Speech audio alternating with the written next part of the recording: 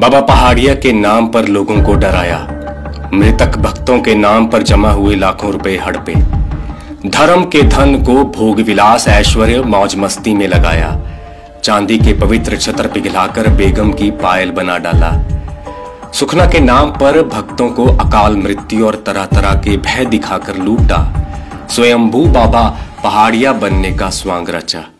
नमस्ते, आज हम फिर से धर्म रक्षा का कार्य करते हुए एक ऐसी कहानी आपको बताना चाहते हैं जो हमारे मठ मंदिर धार्मिक स्थलों में व्याप्त खतरनाक चलन से पर्दा उठाती है।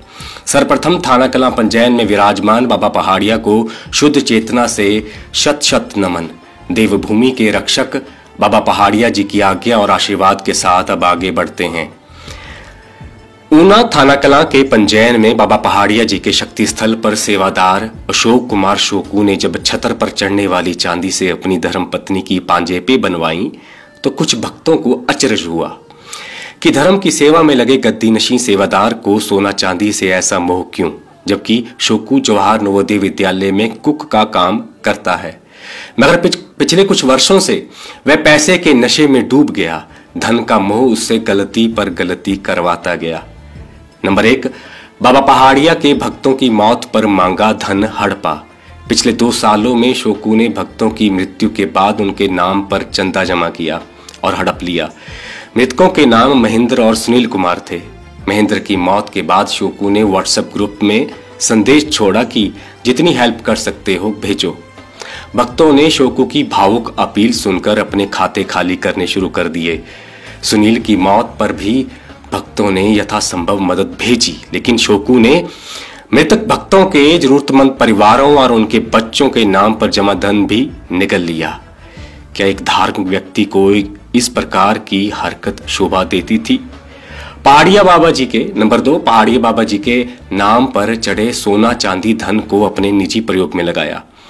जिस चांदी को भक्तों ने बाबा पहाड़िया को छतर के रूप में चढ़ाया, वह ज्वेलर के पास जाकर बेगम की झांझरें बन गई, जबकि ऐसी चांदी को मंदिर के भीतर भगवान को चढ़ाना होता है। भक्त सवाल कर रहे हैं कि पारिवारिक सदस्यों के निजी आभूषणों के लिए 10 से 15 किलो चांदी नहीं चढ़ाई गई थी, जबकि नवोदय स्कूल की मेस में बतौर कुक कार्य करने के लिए केंद्र सरकार उन्हें सैलरी देती है। नवोदय स्कूल में भी भक्तों का आना जाना लगा रहता है, अर्थात स्कूल में अपनी ड्यूटी के साथ भी शोकू न्याय नहीं करता। नंबर 3, पहाड़िया बाबा जी के नाम पर भय का कारोबार।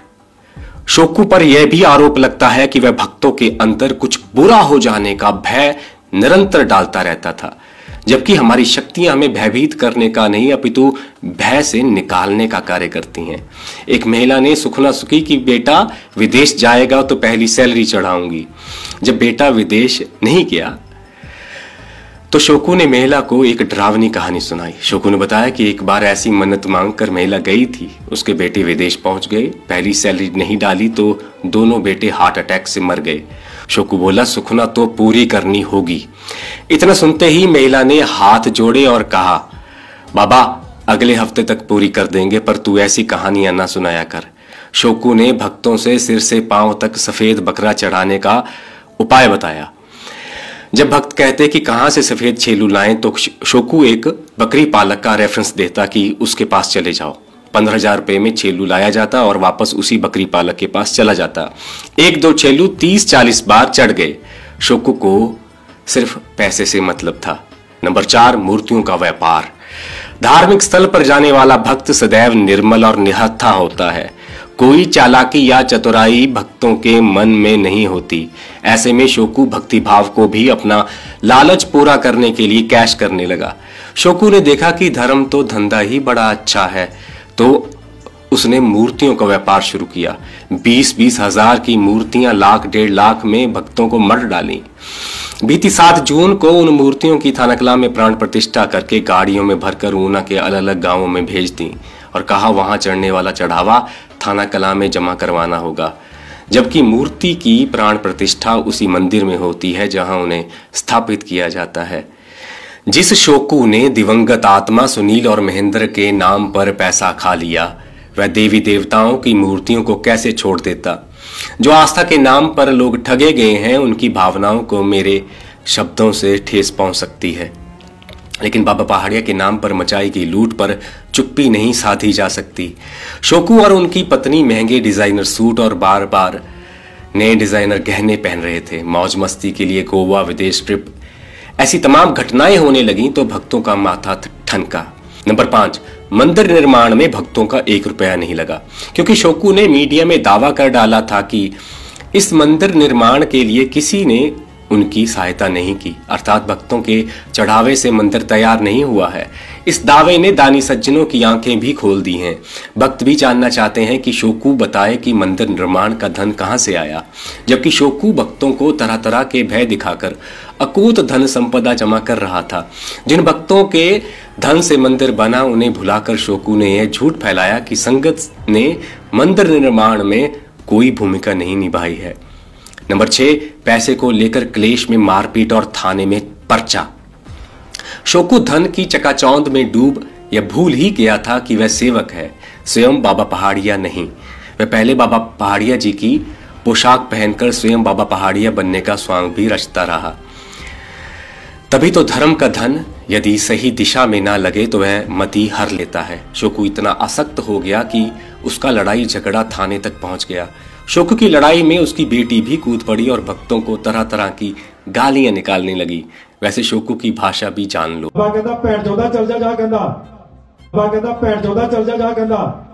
यहां फिर से याद करिए कि जो भक्तों की मौत के पैसे हजम कर गया वह मंदिर के जिंदा भक्तों को कैसे छोड़ देता। शोकू की बेटी ने वर्षों से जुड़े भक्तों को दल्ले और ना जाने क्या क्या गालियां निकाली। जान से मारने की धमकी देने का ये तरीका आप देखिए। शोकू ने जिन भक्तों के पैसे का हेर फेर किया था उन्होंने शोकू के खिलाफ थाने में शिकायत दी है। पुलिस मामले की जांच कर रही है। नंबर 7, वीआईपी कल्चर और छतर की मंडलियों के नियम तोड़ना। बाबा पहाड़िया जी को एक नारियल की ठूठी चढ़ाकर ही बात बन जाती है तो शोकू चांदी के छतर और पैसे ही क्यों मांगता था। असल में शोकू भक्तों की मानसिक प्रताड़ना भी करता था। दूसरी मंडलियों में जाने वालों को तोड़कर दबाव बनाता कि तुम्हें बाबा जी का हुक्म है, तुम्हें मेरे साथ ही चलना है। कार शुरू होने से पहले ही 100-150 लोगों को एकजुट करके प्लानिंग करके रसूख के हिसाब से चौकी वाला घर चुना जाता। चौकी वाला घर सामर्थ्यवान व्यक्ति का ही होना चाहिए। सर्वसाधारण के घर जाने या इलाके के प्रत्येक घर जाने के नियम को तोड़कर पिक एंड चूज किया गया। गाड़ियों में भर भर कर भक्तों को अपने साथ चलने को मजबूर किया जाता। भक्तों से दिहाड़ी और चौकी में चांदी के छत्र मंगवाए जाते और उनसे सुखना मांगने को कहा जाता। चांदी का एक छत्र, लाल चुनरी और पैसे, ऐसे करके 9-10 दिन में कई किलो चांदी जमा हो जाती। अर्थात धर्म के नाम पर सीधे सीधे मार्केटिंग की गई। वह सीधे सीधे आस्था के नाम पर धन और चांदी ठगने लगा। शोकू की तस्वीर लगे दर्जनों गहने निकाले जा चुके हैं ताकि प्रचार प्रसार में कमी ना हो। शोकू जब पंजैन मंदिर में गद्दी पर बैठता था तब रसूखदार लोगों के आने पर वह गद्दी से उठ जाता और उनके साथ घंटों चाय पानी गपशप के बाद लौटता। नंबर 8, एक मंदिर के 3 ट्रस्ट बनाकर मनी लॉन्ड्रिंग का आरोप। भक्त बताते हैं कि आस्था का केंद्र अब मनी लॉन्ड्रिंग द्वारा दूषित किया जा रहा है, क्योंकि बाबा पहाड़िया जी मंदिर के नाम पर वसीका नंबर 299 में वर्ष 2022 स्थान ऊना में पहला ट्रस्ट बना। फिर बंगाड़ा में वसीका नंबर 32 जून 2025 में दूसरा ट्रस्ट बना। शोकू ने फिर बंगाड़ा में ही दूसरे ट्रस्ट को भंग करवाकर 26 जुलाई 2025 को वसीका नंबर 43 के तहत यानी तीसरा ट्रस्ट बना डाला। अर्थात पैसा जप तप पर भारी पड़ गया था। एक मंदिर के एक के बाद एक ट्रस्ट बनाने के पीछे क्या वजह है, यह भक्त जानना चाहते हैं। शोकू ने अपना गलत परिचय भी दिया है। उसने यह अफवाह फैला रखी है कि वह नवोदय विद्यालय में अध्यापक की सेवाएं देता है। स्कूल के प्रिंसिपल को भी शोकू ने नोटों का हार डालकर सम्मानित किया था। अर्थात शोकू ने स्कूल में भी पूरी सेटिंग कर रखी है। यह थी धर्म के नाम पर भक्तों से उगाही की एक कहानी, जिसमें एक व्यक्ति अपने पूर्वजों के तप के मार्ग को त्याग कर धर्म और आस्था का मखौल व लोगों को लूटता हुआ पकड़ा गया है। अब शोकू के साथ क्या करना है यह भक्त स्वयं तय करें। हिमाचल के अधिकतर मठ मंदिरों का पैसा यूं ही माफिया किस्म के लोगों द्वारा लूटा जा रहा है। यदि जल्द हमने धार्मिक शिक्षा पर धर्म का धन नहीं खर्चा तो लोभी लोग मंदिरों को अपनी निजी संपत्ति मानकर पूरे समाज को दूषित करते रहेंगे। धर्म को आगे बढ़ाने का कार्य धार्मिक शिक्षा से होता है। जब प्रत्येक व्यक्ति देवी देवताओं और साक्षात ब्रह्म के साथ एक होना सीख लेता है, धार्मिक स्थलों को धर्म की दुकान की बजाय धर्म की पाठशाला बनाना है। मठ मंदिरों का काम पूजा पाठ, जप तप, ध्यान साधना और ईश्वर को प्राप्त करने की सही विधि और मार्ग बतलाना है, ना कि चांदी लाओ पैसा लाओ सुख ना मांगो। यह तो द्वंद्व और गुलामी का मार्ग है। ईश्वर और ये शक्तियां मनुष्य को बंधनों से मुक्त करती हैं। बस आप सच्चे हृदय से ईश्वर को पुकार कर तो देखो। धर्म जगाता है, डराता या सुलाता नहीं। बाबा पहाड़िया जी के आशीर्वाद से यूं ही आप सभी जागते रहो। धन्यवाद। जय भवानी। हर हर महादेव। ऐसे जो लोग कहते हैं हम इनको बिल्कुल नहीं मानते, ना वो भक्त है ना कुछ, वो धंधेबाज है। क्योंकि लोगों की श्रद्धाओं के साथ दोहन क्रिया क्यों करो? हमारी वाणी में कहीं नहीं लिखा, हमारे शास्त्रों में कहीं नहीं लिखा कि आप इतना कीजिए तो भगवान प्रसन्न होंगे। नहीं, इतना जरूर लिखा है कि आप चाहे जितने दुराचारी पापी हो उनके सामने ऐसे कह दिया मैं आपका हूं तो प्रसन्न। लोगों की श्रद्धाओं के साथ दोहन क्रिया क्यों करो?